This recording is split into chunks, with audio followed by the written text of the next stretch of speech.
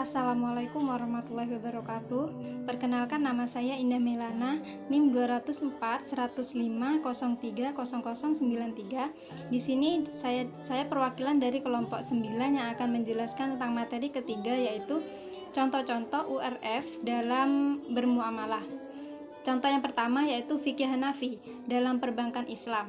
Perintah Allah dalam Quran surah 2 Al-Baqarah ayat 282. Menurut pendapat saya, ayat yang pertama dan wakaf yang pertama lebih mengarah pada contoh yang akan saya bahas pada saat ini, yang berbunyi A'udzu billahi minasyaitonir rajim. Bismillahirrahmanirrahim. Ya ayyuhalladzina amanu idza tadayantum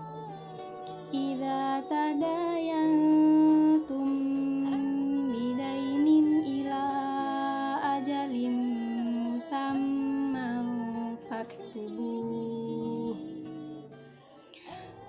Yang artinya, hai orang-orang beriman, apabila bermuamalah tidak secara tunai untuk ditentukan, hendaklah kamu menuliskannya. Maksud dari ayat tersebut yaitu menjelaskan bahwasannya akad atau transaksi hutang piutang itu tidaklah wajib. Pada dasarnya bukan perintah wajib, melainkan perintah sunnah.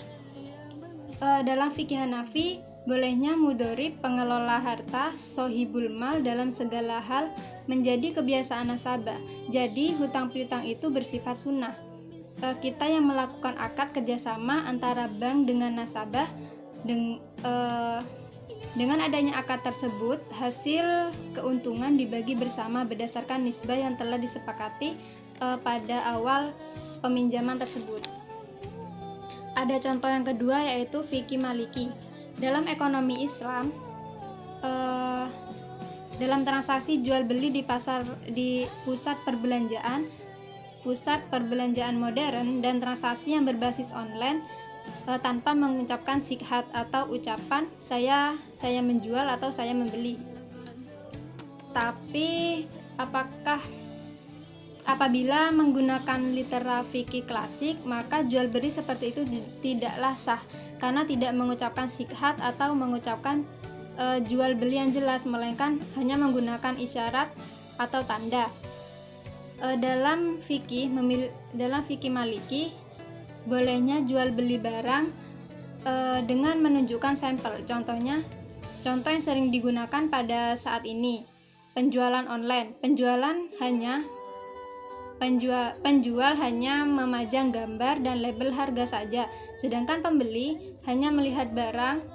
Jika pembeli itu menyukainya dan ingin membelinya, mereka tanpa membayar secara langsung, tetapi membayarnya melalui ATM atau transfer, lalu memencet tombol OK di HP. Itu juga termasuk sebagai isyarat. Jual beli tersebut sudah menunjukkan kerelaan dari kedua belah pihak secara substantif, sudah memenuhi prinsip dasar dalam akad jual beli, dan jual beli tersebut boleh dilakukan berdasarkan URF atau kebiasaan masyarakat pada saat ini. Ada pula contoh yang ketiga yaitu fikih Syafi'i. Fikih Syafi'i dalam sewa menyewa. Ketika kita ingin menyewa sebuah rumah, yang pertama harus ada konsep akilah.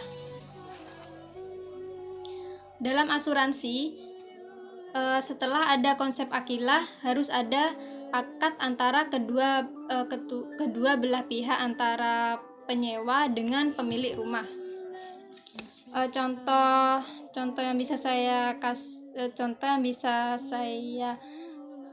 terapkan yaitu dalam menyewa rumah. Jika rumah dalam keadaan tidak baik atau mengalami kerusakan, maka biaya kerusakan yang kecil-kecil seperti listrik yang konslet atau atap rumah yang bocor itu seharusnya menjadi tanggung jawab pemilik rumah, bukan menjadi tanggung jawab sang penyewa.